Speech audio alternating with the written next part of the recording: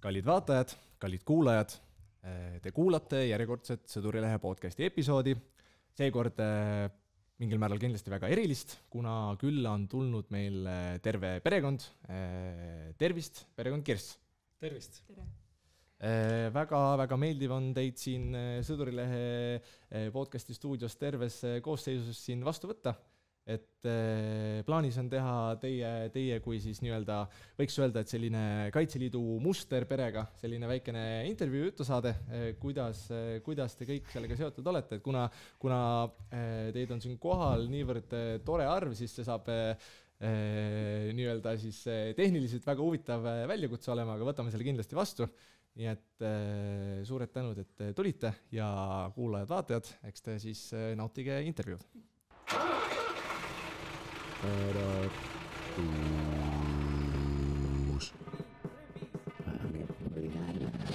pisti varu.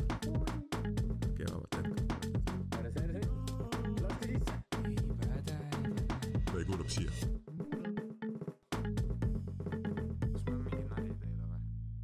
Okei, lapsed on siis praegu värvima saadetud.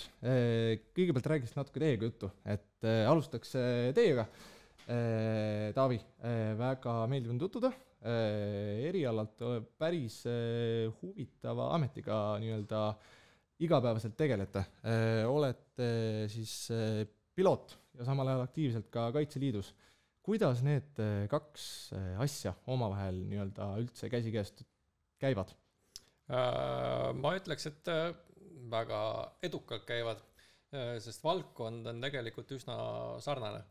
Et kui me räägime mehitamata õhusõitjaks lennundusest, suures osas need ju kattuvad.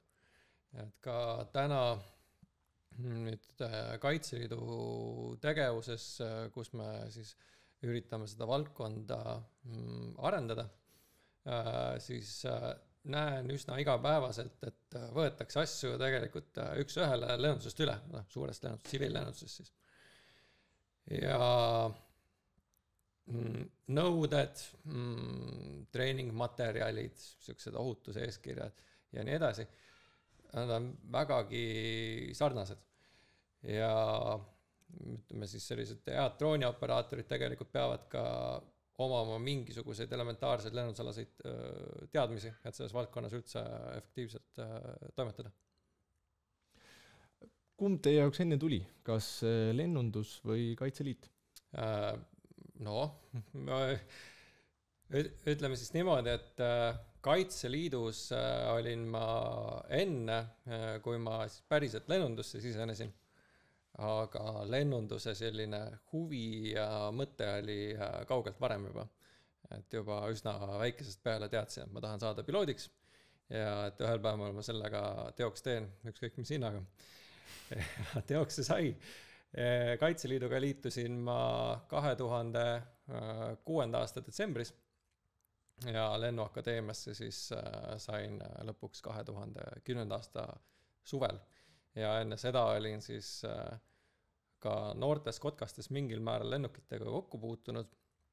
Et meile siis ühel aastal juunikuus tuli kõne, et sul on nüüd valida, et kas sa lähed lendama purilennukitega või siis langevarjadega lennukist välja kargama. Ja kuna ma teadsin, et ma piloodiks on nagunii, siis ma otsustasin, et mõistlik oleks proovida ka lennukist välja hüppamist. Lennundusakadeemia. Kas see on siis Kaitseliidu sisene? Ei, Eesti Lennuakadeemia on ikkagi eraldiseisev õppeasutus Tartumaal siis. Aga küsiksin kohe vahele, et kuivõrd paralleelselt see mõttekäik nii-öelda nagu käis, et kas see lennundushuvi oli juba nii-öelda, kus see nagu tuli, et kas see oli kuhugi, ma ei tea, lennukiga reisides vaatad, et lennukid on ägedad, et kogu aeg oli see kuidagi see nii-öelda militaar või selline tegevuslik lennundus oli nii-öelda sellega kaasas? Tegelikult on see taustalugu palju lihtsam. Ma kasvasin üles enamuse ajast Õismäel 5. korrusel, kus minu tuba siis sattus olema täpselt lennukite lähenemiskoridori all. et siis päevast päeva ma nägin ainult lennukeid oma aknast ja eks ta sihuke alateadvuslikult kindlasti mõjutas, et ma siia, kus ma täna olen, välja jõudsin. Väga äge. Kust see mõte Kaitseliiduga ühineda tuli? Vot tead, ei oskagi seda nüüd enam tagantjärele nii täpselt paika panna, et mis see nagu ajend siis ikkagi oli. Ma usun, et see oli pigem ikkagi see, et noor poiss tahtis natukene seiklusi ja lihtsalt toast välja saada ja metsa. Et see tundus selline ideaalne võimalus. Et meie noorte kotkaste rühm oli ka väga aktiivne, et ikkagi üle nädala me olime iga nädalavahetus metsas ja need nädalavahetused, kus me siis noorte kotkastega metsas ei olnud, olime Kaitseliiduga metsas. Ajateenistuses käisite? Ajateenistus mul jäi kahjuks pooleli. 2012 olin vahipataljonis ja seal mul õnnestus olla kokku tervelt 6 aega. Ma vaatan, et kindlasti huvitab, et mis siis juhtus? Kukkusin siis takistusrajal täisvarustuses takistuse pealt alla ja toona kandsime me katelokki siis selja peal, alaselja keskel ja metallist katelokki servad on ikkagi üsna kandilised ja muuhulgas sobivad nad ka väga hästi selle jaoks, et lülisambas mõni disk närvide peale suruda, kui selle otsa ikka toore jõuga kukkuda. Ja nii see läkski. Et põhimõtteliselt sealt püsti tulles ühte jalga enam ei tundnud ja järgmised mõned nädalad veetsin ma Laatsaretis, kuni siis komisjon otsustas, et on aeg lõpetada see ajateenistuse käik minu jaoks ja siis läksin tagasi kooli. Aga ometi see teid ei heidutanud ja Kaitseliidus olete te endiselt? Ei heidutanud muidugi. Et taastumine võttis küll natukene aega, aga siuke tuim järjekindlus, mis on selline perekonna, kuidas öeldagi, siuke põhiomadus. Jonnakus, ütleme niimoodi, siis vedas mind ka sellest jällegi välja ja suutsin enda füüsilise vormi jällegi taastada. Et teha kõiki neid hulle asju. Vapustav. Räägist natuke ka pereemast, et ka teil on Kaitseliiduga kogemus. Äkki oleksite nõus seda natuke jagama? No nooruses olin kodutütar päris pikki aastaid ja hiljem mõned aastad ka Naiskodukaitses. Aga räägiksite natukene, mis teil see kogemus on, et kust see mõte tuli liituda, et kas te siis juba tollel ajal pereisa tundsite ja kuidagi selle põhjal see nii-öelda liitumine tuli? Kui kodutütreks või? No, kodutütreks, naiskaitseks. Kodutütreks sain ma niimoodi, et meil käidi koolis tutvustamas sellist võimalust. See tundus kohe väga-väga huvitav ja nii saigi sõbrannadega koos see tee ette võetud. See oli väga äge kogemus. Ikkagi kõik need metsalaagrid, lõkke tegemisel põletatud kulmud ja kõik need vägevad asjad ja sinna juurde ka veel pidulikud üritused, paraadid, kõik see. Korra küsin, et mis aastal see umbes alla viis? Kui hea küsimus. Ei mäleta. Umbes võib ka öelda, siin ei ole täpsed arvud nii olulised. Äkki 7-9 klass, äkki. Ja sealt edasi mingi hetk tuli mõte ka liituda Naiskodukaitsjatega? Jaa, see oli siis aastaid hiljem ja kuna minu poolõde ja siis tema ema olid aktiivsed Naiskodukaitses, siis kutsusid nad mind ka, mis oli jällegi minu jaoks äärmiselt huvitav. Saime seal erinevaid pidulikke üritusi läbi viia. Loomulikult see Naiskodukaitse roll meestele süüa teha. Ja paraku siis ma kolisin Lõuna-Eestist Tallinnasse ja Tallinnasse enam ei leidnud seda aega ja võimalust edasi tegutseda. Ja siiamaani on see jäänud niimoodi. Arusaadav. Mis asi see on, mis teie peres kuidagi, ma ei tea, kas siis vanemate poolt on tulnud või vanavanemate poolt on tulnud, aga see soov või mõte selle Kaitseliiduga tegeleda ja oma aega sinna panustada, et mis see on või kust see tuleb?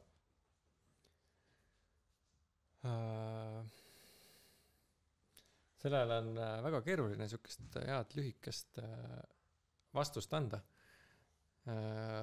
Kindlasti mingil määral selline huvitavad kogemused ja seiklused on ju. Ja aina olulisemaks on ju viimastel aastatel muutunud ka tegelik vajadus kaitsega tegeleda. Et riigikaitse peab olema kõigi asi. Kuidas teie arvates laste arengusse kaitsetahe, Kaitseliit ja kõik muu selline, kuidas see sinna sobib või kuidas see lapse arengusse panustada saaks? Ma usun, et see õpetab neile väga hästi sellist iseseisvust ja annab neile nagu selle enesekindluse, et nad saavad hakkama, et sadagu taevast või pussnuge, eks ole. Et oleme ju ka ise metsalaagrites igasugu asju näinud ja iga ilmaga käinud, et lapsed peavad kuskil looduses ringi müttama. Et ta on kindlasti mõjutab positiivselt nii immuunsust, sükest füüsilist vormi, vaimset olekut, kui ka annab lihtsalt väga palju sükseid häid kogemusi, mis jäävad eluks ajaks meelde. Ja kindlasti leiavad niimoodi ka häid sõpru pikkadeks aastateks.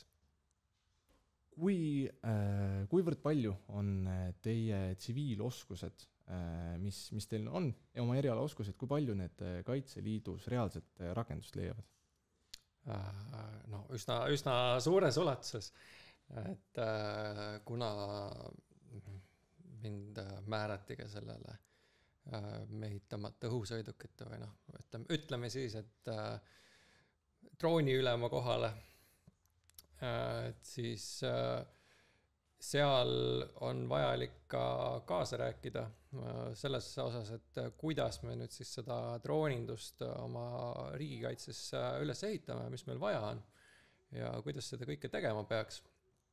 Et kuna ma mainisin ka, et neid sellist know-how'd, siis oskusteavet ja ohutusprotseduur ja nii edasi võetakse üks ühele sisuliselt üle tsiviillennusest, mingil määral kindlasti ka militaarlennusest, siis selline teoreetiline pagas leiab kindlasti üsna suurel määral rakendust. Kui nüüd juba minna droonide endi opereerimise peale, see on natukene teistmoodi, et ikkagi tuleb opereerida sellise puldi ja pisikeste nuppudega. Et see on vähe teistsugused sellised motoorsed oskused, aga täna meil näiteks eeskiri näeb ette, et neid droonipiloodi kategooriaid on tervelt 3, millest 3. kategooria siis juba tegelikult nõuabki piloodi erialaharidust. Aga nende droonide peakski siis olema juba sellised vähe suuremad nagu kokpitid ikkagi või sellised sisseseadet kuskil kaubikus, konteineris või mingisuguses keldris. Et ei ole enam väikse puldiga, vaid siis ongi nagu peaaegu et päris lennuklist, et liigu kaasa. Aga kahjuks me oleme vist sellest momendist, kui meil nagu sellised droonid käiku lähevad, oleme üsna kaugel veel. Eks nad maksavad ka üsna head hinda. Aga kui palju inimesi üldse on Kaitseliidus just drooni valdkonnas tegutsemas? Ma ütleks, et selliseid põlvatsas nokitsaid on igal pool, neid, kes siis tegelevad nüüd aktiivselt nagu päris tõsiselt droonide arendamisega, neid on igas ringkonnas, igas malevas on mõned ja operaatoreid, kes oleks nüüd korralikult koolitatud välja, neid täna pigem on vähe. Kaitseliidu koolis korraldatakse kursusi, et nüüd see teise kategooria mehitamata õhusõidukite piloodikursusi, kuid need, nagu ma aru saan, siis praegune plaan on 2 korda aastas ja tegelikult sinna gruppi nüüd väga palju inimesi ei mahu. Aga plaan on, või soov, ütleme niimoodi, oleks siis seda võimalust kuidagi laiendada ka malevatesse, et ei peaks sõltuma ainult nüüd Kaitseliidu koolist, vaid me saaksime selle õiguse siis õpetada neid piloote ka natukene detsentraliseeritumalt. Puhtalt sellepärast, et meil oleks võimalik siis suuremal hulgal piloote välja õpetada. Aga samas meil on selleks vaja ka instruktoreid. Ja instruktorid on alati vähe. Aga inimesi, kes oleks huvitatud väljaõppest, palju neid on? Palju. Aga pahatihti kipub ka nii olema, et inimesed ütlevad, et need on huvitatud. Aga siis, kui päriselt nagu asjaks läheb, siis jääb neist võib-olla mõni alles. Eks ta mingil määral nõuab sellist ka pühendumist ja olgem ausad, iga võitleja ei sobigi drooni operaatoriks. Et seal on vaja ikkagi mingisugust lihasmotoorikat, mingisugust oskust elemente märgata, arvestada, ruumitaju, tunnetust. Et sa pead ikkagi saama aru, et kus see lendav objekt on ja kuidas ta käitub ja kuidas kogu see ümbritsev keskkond seda mõjutada võib. Et kui sul ka nüüd puudub mingisugune teoreetiline taust näiteks meteoroloogia valdkonnast, siis sa muutud tegelikult ju riskiks nii endale kui ennast ümbritsevatele inimestele. Et kui see droon ikkagi ära jäetub ja alla sajab sealt paarisaja meetri kõrguselt, siis sõltuvalt massist võib ta olla üsnagi suure kahjuteguriga. Zoomides korra sellest teie minu jaoks hästi spetsiifilisest teemast välja, tegelikult on hämmastav, kui palju erinevaid eriala kogemusega inimesi ju Kaitseliidus selles suhtes leidub, et kas tunnete, et teid nagu kuidagi hinnatakse ka, kas siis just nagu sellisel tasemel, mis päriselt te enda Kaitseliidu kommuunile nagu seda teadmise asju annate, et kas see mul tunne, mis ma küsida tahan, et kas see aja panustamine, mis te teete, kas see on päriselt väärt seda? Ma pole kunagi mõelnud sellele, et kas meid nüüd hinnatakse selle tegevuse pärast, et ma teen seda, sest mul on selline sisemine motivatsioon ja mulle meeldib. Et ma pole kunagi oodanud või eeldanud mingisugust tunnustust selle eest, et mulle piisab sellest, kui ma tulen koju ja lapsed vastu jooksevad, et issi. Et see on ju minu jaoks täiesti piisav tunnustus. Kuidas need tsiviiloskused, mis te enda üleüldisest igapäevatööst olete saanud, et kuidas need kokku sobituvad nende oskustega, mida te just seal Kaitseliidus saate ja kuidas need üksteist täiendavad?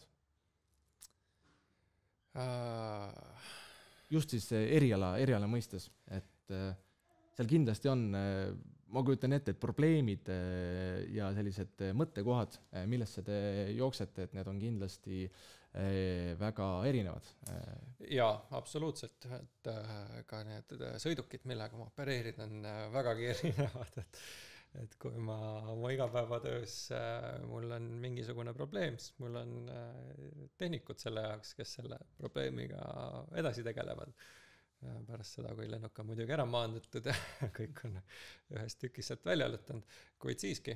Aga kui me nüüd põllu peal oleme, siis kõik need probleemid on meie endi omad, meie endi lahendada ja me peame sellega kuidagi hakkama saama.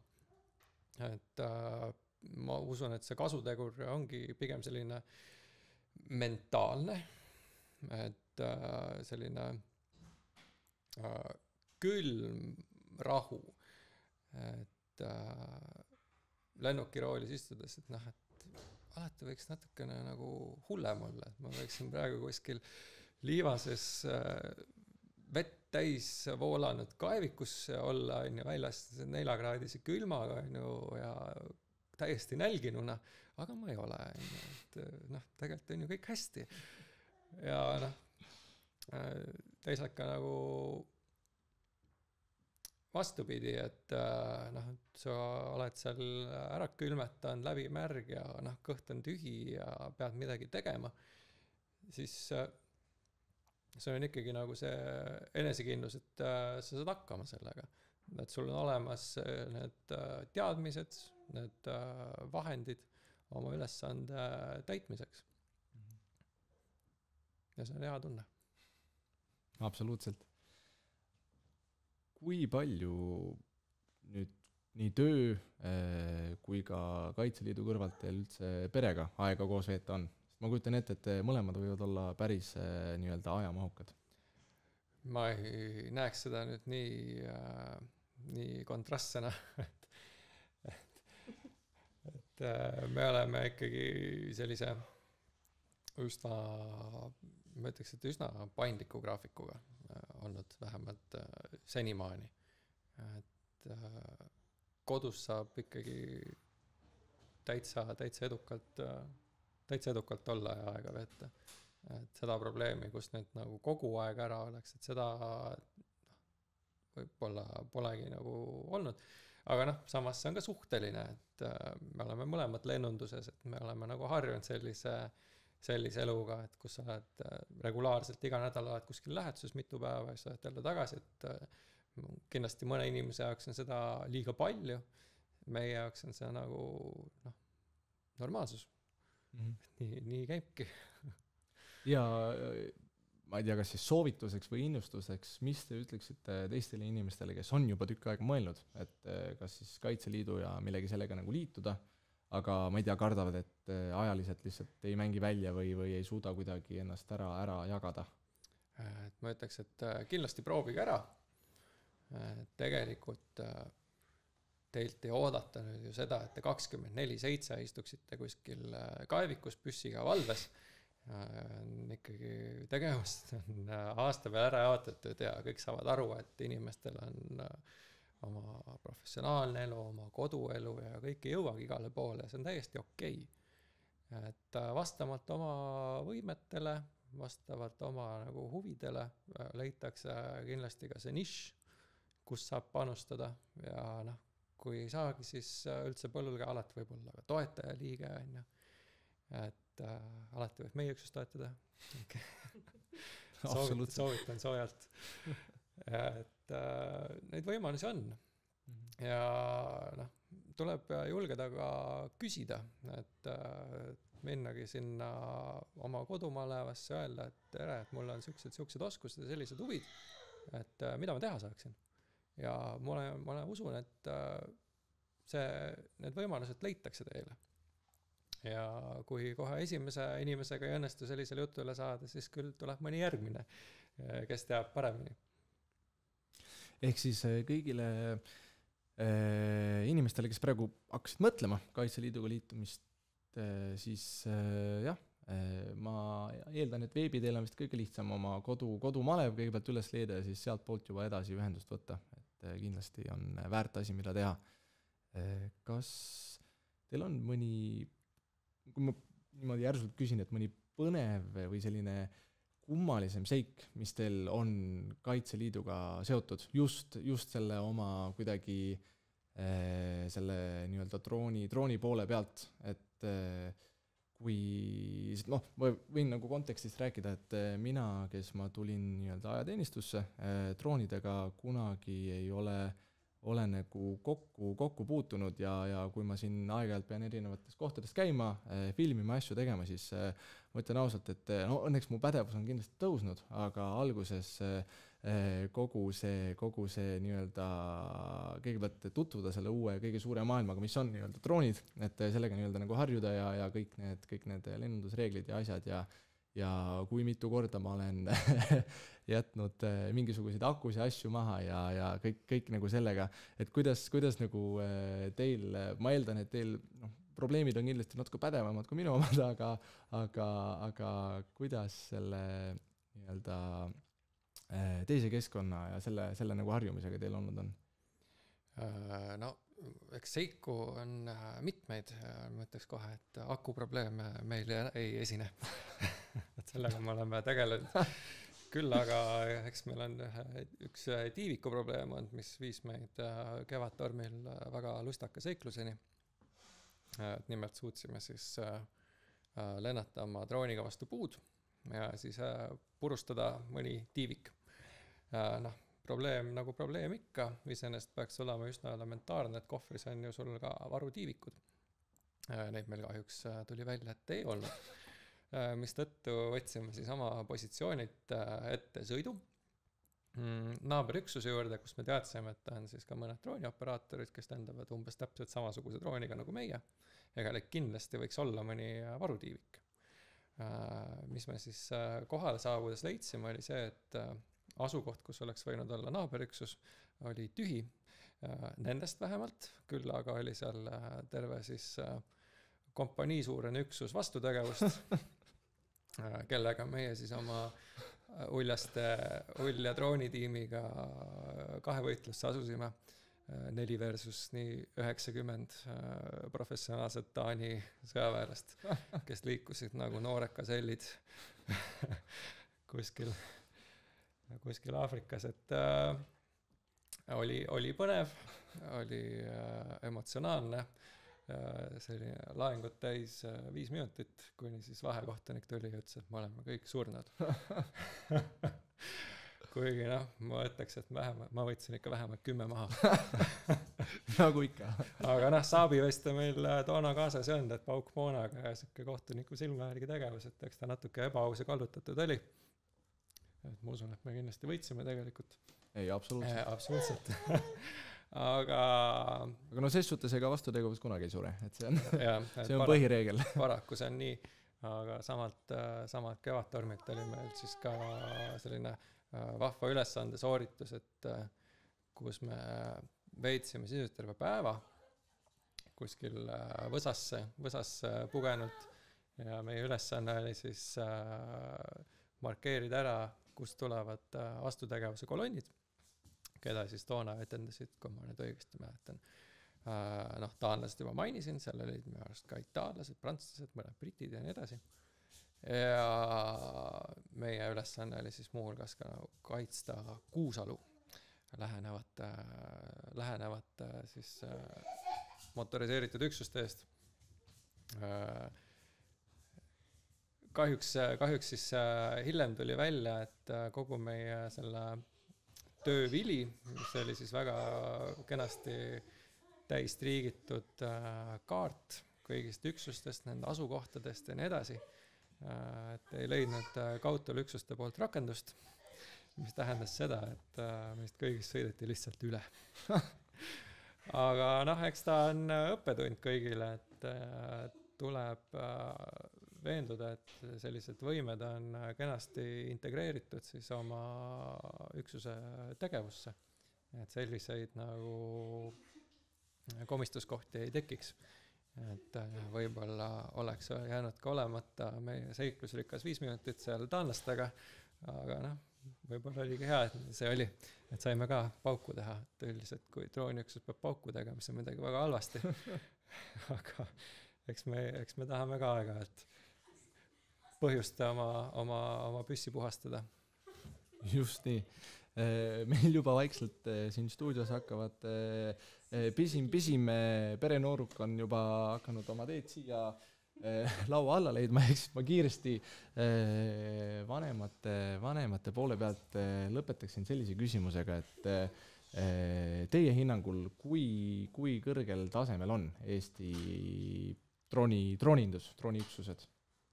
No eks ma olen suuresti kallutatud siinkohal, et see, mida mina näen enda üksuse pealt, et sellega ma ütleks, et pigem võib olla nagu rahul, et neid arenemisruumi on alati. Aga ma tahaks kangesti näha ka kõigi teiste drooniüksuste tegevust. Mingil määral ma olen seda näinud. On ruumi siin võta laps. Et siin arenemisruumi on kindlasti. Ma ütleks, kõige parem seis on sellistel entusiastide gruppidel, kellele see valdkond pakub huvi, kes tegelevad sellega igapäevaselt või vähemalt puutuvad sellega mingit pidi kokku. Aga kes on nagu lihtsalt kuidagi sattunud mingisse drooniüksusesse, siis nendel on ikkagi nendel on puudujäägid, millega tuleb tegeleda, et nad suudaksid siis ka põllu peal efektiivsed olla. Ja valdkond üldiselt, et tegelikult peaks neid droonipiloote juba hakkamagi treenima sellistest lastest peale, et kellel on võimekus omandada selliseid motoorseid oskusi, et eriti just, mis puudutab näiteks neid FPV-droone. Et luuredroonidega ma usun, et saab hakkama ka 50-aastane kogenud kaitseliitlane, mis ongi nagu natukene rahulikumad, ei ole nii äkilised ja üles-alla paremale vasakule. Väga sellised jämeda üldistusena muidugi. Aga FPV-droonide operaatorid peavad olema ikkagi sellised noored, kiire reaktsiooniga inimesed. Äkki vaatajatele täpsustada, mis asi on FPV-droon? FPV-droon on siis selline, kuidas nüüd öeldagi, õhusõiduk, mis ei stabiliseeri ennast ise, mis on siis täielikult operaatori meelevallas. Ja kui nüüd operaator teeb mõne sükse jämeda pea, siis see saab selle droonile ka üsna kindlasti saatuslikuks. Ja kui selle droonil peaks veel mingisugune lõhkekeha küljes olema, siis saab kindlasti veel mõnele inimesele üsna saatuslikuks selline väike õnnetus. Et kui luuredrooniga või vaatlusdrooniga, ütleme siis nüüd mingi viga teha, et ma ei tea, lasen nupust lahti ja kogemata või käsi libises, siis sellega ei juhtu mitte midagi. Teeb täpselt sinna, kus ta enne oli. Aga FPV-droon liigub edasi selle sama kiirusega, mis tal enne oli. Ja need kiirused võivad olla seal ikkagi üpris suured, et ma nüüd siin viimase õppusel kuulsin, et kuskil keegi oli ehitanud FPV-drooni, mis suudab liikuda siin circa 400 kilomeetrit tunnis või isegi 500 kilomeetrit tunnis. Me räägime siin juba reisilennukite lähedastest kiirustest, et see on ikkagi pigem juba siuke vormelipilootide pärusmaa, ma ütleks. Suured tänud selle selgituse eest, kui ka selle esimese intervjuu osa eest, et teeme siis väikese pausi ja kutsume noored ka siia. Vaat. Nii, kallid vaatajad, kallid kuulajad, oleme teinud siin väikese meeskonna vahetuse ja pulti on meil siia tulnud pere nii-öelda siis noorem pool, väga meeldiv. Teeme korra äkki nimede ringi ühe korra veel. Mina olen Reamas Leedo, väga meeldiv. Tere, minu nimi on Liisbeth. Väga meeldiv. Tere, minu nimi on Oskar. Tere, Oskar. Minu nimi on Gert. Tere, Gert. Nii, ja oleme teid täna tegelikult kutsunud siia, et rääkida, mida te teete Kaitseliidus. Kas te räägiksite vaatajatele alguses, mis asi see Kaitseliit üldse on? Ei oska väga seletada, aga ma arvan, et Kaitseliit on vabatahtlik koht, kus saab tulla igaüks erinevasse kohta ja mina ise olen Kaitseliidus kodutütar. Väga äge. Kas te olete läinud sinna täitsa vabatahtlikult või tegelikult on natukene vanemad sundinud ka? Võite ausalt öelda, nad ei kuule. No mina tahtsin vabatahtlikult minna ja see tundus huvitav ka. Minul oli nagu tundus huvitav ja nagu vanemad natukene nagu ütlesid, et pigem mine, sest see on äge. Ja kas sina tahaksid ka kunagi liituda? Jaa. Väga äge. Kas sa räägiksite natukene, mida te teete noorkotkaste ja kodutütardena? No me käime hästi palju laagrites, meil on igasuguseid teemapäevi, näiteks talvepäev ja meil on tavalised koondused, kus me õpime igast teemat ja igast tegevusi on meil. Aga kui vanad te praegu olete? Ma olen 13. Ma just see, kui sain 11. Ma olen 5-aastane. Ja kui vanalt te juba noorkotkaks ja kodutütreks astusite? Ma ei mäletagi täpselt, kas 11 või 12 aastalt. Ehk siis juba päris pikka aega oled olnud? Jaa. Ma umbes liitusin, kui ma olin 9 või 10 aastane. Väga äge. Kas te mäletate, mis on teie kõige ägedam kogemus, mis teil on olnud, kas mingisugune mingi laager või olete kuskil ekskursioonil kuskil käinud või oskaksite rääkida? No mulle väga meeldis suvel see järgulaager, kus me siis nagu õpime igat järku ja siis peale seda on nagu test, et vaadata, mis sa said sealt teadmisi kaasa. Kas sa räägiksid vaatajale, mis asi see järk on? Järk on nagu taseme teadmised. Mina sain just 5. taseme. Need lähevad niimoodi, et pidulikul vormil on need järgutäpid ja järjest rohkem täppe tuleb. See näitab, mis järgul sa oled. Väga äge. Ja mis te, kaua see laager seal kestis või mis te veel tegite seal? No palju just 1 nädalavahetuse 3 päeva siis. Ja meil oli seal erinevaid matkamänge, õpitubasi ja vaba aega. Sõpru ka said sealt? Jaa. Ja kuidas see magamine seal saite kämpingus kuskil olla või? Ja telkides. Ja telkides lausa, jah? Ja kuidas sulle see meeldib? No oli väga lõbus ja seal teistel oli vahepeal mingi olukordi ka nende telkidega. Aha, et lasi vett läbi või? Ei, see ahi läks näiteks maasikaks. Aha. Ja osadel tuli tossu hästi palju sisse. Ja. Väga äge. Aga kuidas sinul on? On mingisugust ägedat kogemust? Mul oli ka see suve järgulaager, et minu telgis kõik olid minu sõbrad ja just seal oligi toss täitsa üleval, et pidime käputama ja roomama, et ei läheks suitsu sisse. Ja mulle meeldis kõik tegevused, aga alguses ma üldse ei tahtnud minna sinna. Aga siis, kui ma jõudsin kohale ja sain teada natukene sellest, siis meeldis see. Ei tahtnud ära minna lõpus. No, tihti peale nii ongi, et alguses eriti ei taha olla ja pärast on nii äge, et kas käisite koos seal siis? Jaa. Aga kui palju te saate üldse nii-öelda seal Kaitseliidus noorkotkaste ja kodutütardena nii-öelda koos tegutseda, et kas enamustegevused on seal koos või? Jaa, enamustegevused on. Väga äge. Ja kui tihti te üldse lähete või teete seal asju?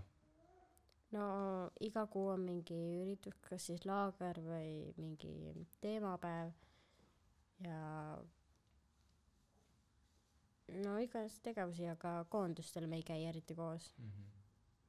Kas teil mingisuguseid sõpru just siis väljaspoolt Kaitseliitu teate, kas on nagu populaarne olla noorkotkas ja kodutütar või pigem sul koolis just inimesi eriti ei tea sellest midagi? No ma arvan, mu klass teab enamasti, aga kogu kool ei tea. Ja mul on koolis ka enamusi, kes on kodutütred. Minu kogu klass ei tea, ma ainult minu klassi poisid, sest ma räägin ainult nendega peaaegu. Vahest räägin, et ma olen noor kotkas, aga siis nad unustavad mingi paari nädalaga ära. Kas teil muidu selline vorm on ka antud? No Riietus? mul on praegu pidulik vorm, aga varsti saan ka selle välivormi. Aha. Mul on ainult see pidulik vorm, et välivormist või millestki sellest ei tea ma midagi. Aga mis tunne on seda vormi kanda? On uhke ka? Jaa. Aga mida te ütleksite just enda vanustele, koolikaaslastele, sõpradele, et kas nad peaksid ka tulema Kaitseliitu või miks nad peaksid noorkotkaks ja kodutütreks tulema? Ma arvan, et nad võiksid tulla, sellepärast saavad uusi teadmisi väljaspoolt kooli ja saab nagu metsas aega veeta ja niisama nautida seda. Ma räägiksin ka, et see on nagu saad uusi teadmisi teada. Ja siis ma saan ka enda klassi vendadega olla seal ööbida või telgis olla, siis igas niimoodi. Mida teie isa Kaitseliidus teeb? No õpetab enda vanustele drooni lennutamist, käib kevadtormidel ja selliseid asju. On lasknud teil ka drooni lennutada? Jaa. Mul nagu pakkunud, aga ma väga ei mäleta, kas ma olen drooni lennutanud temaga. Aga pakub selline asi ka huvi? Tahate ka tulevikus midagi sellist teha? Või teil on juba mingisugune oma eriala juba välja mõeldud, mis te tulevikus teha tahate, ei ole lennundusest huvitatud? Mul on küll enda eriala, mis mulle väga meeldib. A mis see on? Ballett. Väga äge. Mul ei ole veel plaanis, ma võib-olla tahan sinna Kaitseliitu minna, aga ma veel ei tea, ma mõtlen selle peale. Okei, kas teil on veel midagi, mis te tahaksite meie kuulajatele Kaitseliidust rääkida? Et see on väga põnev, äge, laagrid on nagu ägedad, toit on seal hea. Ja siis mulle meeldib, kui on vahest pikad laagrid, mis ei ole üks öö, siis mulle meeldib see ööhäire, et äärata kõik üles, siis see peab midagi tegema. Mida siis tavaliselt tegema peab? No mul on ainult ühe korra olnud, see siis pidi mingi pulka otsima või nagu herendai pulka otsima. Aha. No meil oli ka sealt suvelaagris niimoodi, et iga telk sai endale ühe kaisuka ja siis need oli meil päeval ära varastatud ja öösel oli nagu äratatud üles, et nad on ära jooksnud nagu niimoodi. Aha. Ja pidite otsima minema? Jaa. Leidsite ka? Jaa. Kaua aega läks? Mitte kaua. Kuhu peidetud oli siis? Postkasti peale. Oli lihtne üles leida? Mina leidsin üles ja oli väga lihtne. Väga hästi. No super luks. Aitäh selle toreda vestluse eest. Teeme niimoodi, et jälle hästi väike paus. Kutsume siis nüüd vanemad ka uuesti siia, ajame veel natuke juttu ja siis hakkame ka vaikselt otsi kokku tõmbama. Nii, ja oleme jälle oma selliselt minipausilt tagasi ja nüüd siis taas koos täie koosseisuga. Mis või kuivõrd harukordne pilt see üldse Kaitseliidus on, et terve pere on mingil määral ikkagi selle nii-öelda kaitsetahte või selle üldise liikumisega seotud? Tahaks loota, et see ei ole väga harukordne. Aga kuna meid siia kutsuti, siis tundub, et siiski natukene on. Aga ise olete märganud mingisuguseid teisi peresi, kellel on kõik ikkagi mingil määral seotud või kui suur see nii-öelda suhtlus väljaspool sellist aktiivset õpet või tööd seal Kaitseliidus on? Vaat tüüpilise mehena ma pole lihtsalt küsinud, aga eks me muidugi suhtleme ka väljaspool oma siis sellist aktiivset tegutsemisaega. Et oleme vähemalt enda üksusega siin teinud ka mingisuguseid selliseid idufirma algatusi ja iseseisvad nagu õppeõhtuid ja proovime jälle mingisuguseid sukest uut tehnikat, et mis võiks jällegi meid vajadusel korral aidata, mis annaks meile mingisugust lisavõimekust. Ja eks siin on näha tegelikult, et selliste vanemate liikmete pealt, et tegemist ongi nagu mingisuguse sellise sõpruskonnaga, kes suhtlevad ka muul ajal või nad on kolleegid, et siis nad paratamatult oma töökäigus suhtlevad. Et see on vahva. Ja minu sükke kodumalevkond on ka akadeemiline malevkond, mis koosneb siis ikkagi, ütleme, seal on seltsivendi ja korporante omajagu. Et selles suhtes, et eks me oleme kõik mingil määral oma ülikooli aegadel kokku puutunud. Nüüd hetkel väljaspool sellist saadet, mis me siin teeme, kui tihti on teie pere poole pöördutud kui selline Kaitseliidu, kaitsetahte pere? Ütleme ausalt, et mitte kunagi. Ehk siis see on midagi, mida kuidagi ühiskonnas kuidagi ei panda tähele või mida ei ole nii lihtsalt märgata, aga kas te ise tunnete, et te olete selliselt keskmisest Eesti perest natuke rohkem huvitatud riigikaitsest?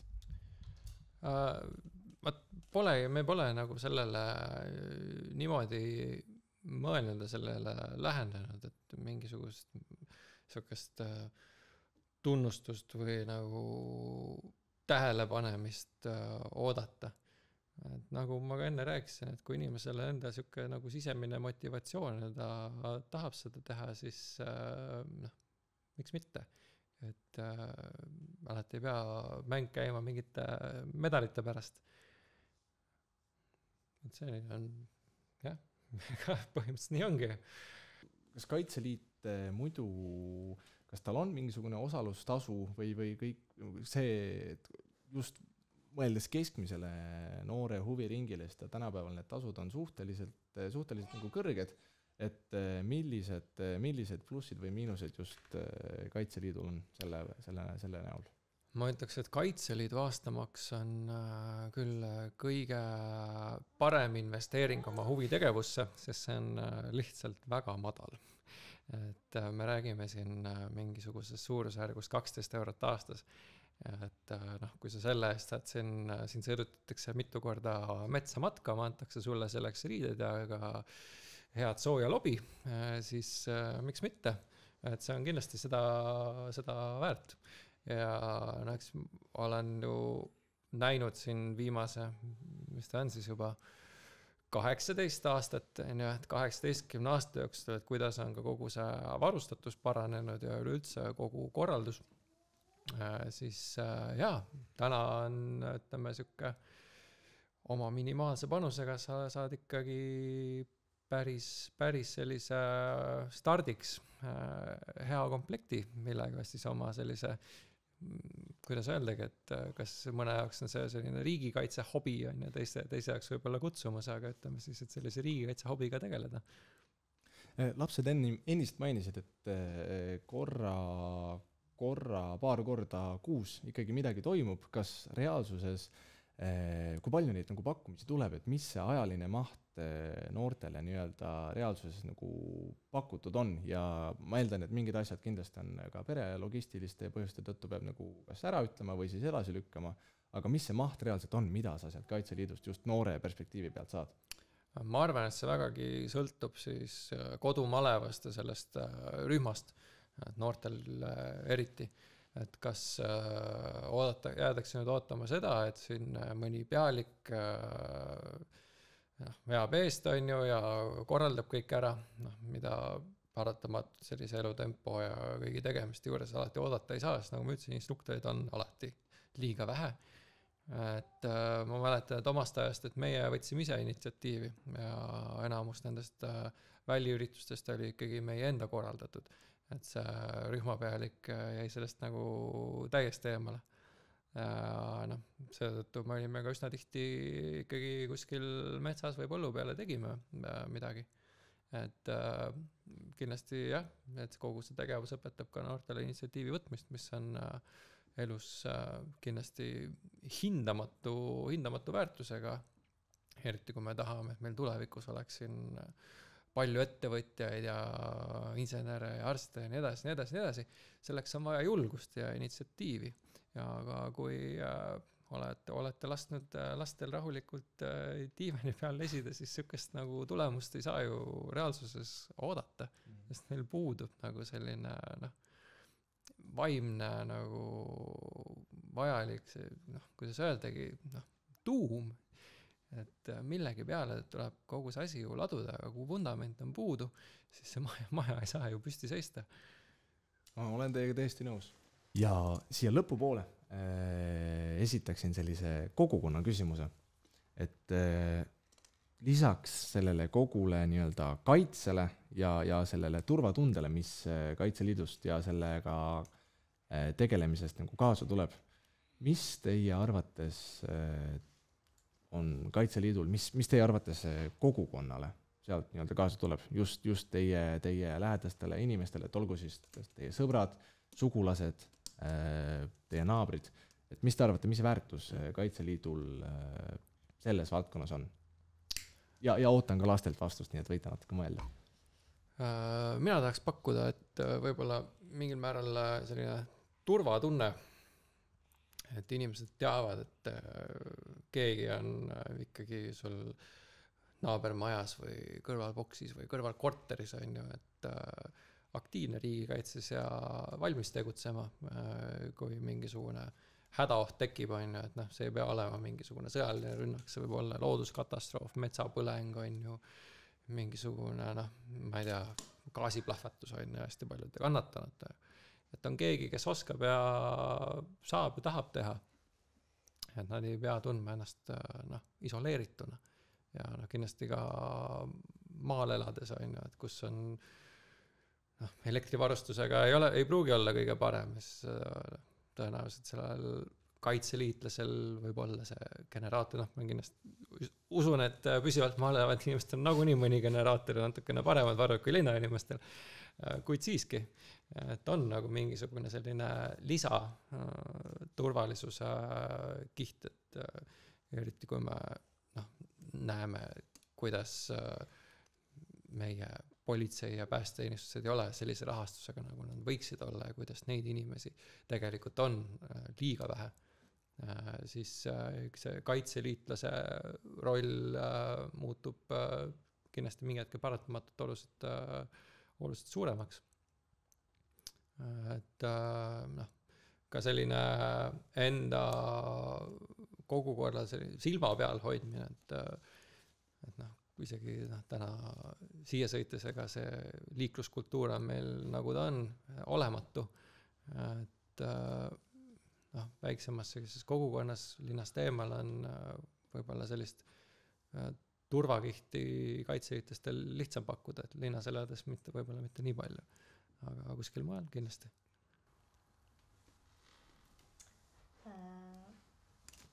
Ma arvan natuke sama, mis isa, et kui on hea, et kõrval mingi naaber või selline asi nagu Kaitseliidus on veel.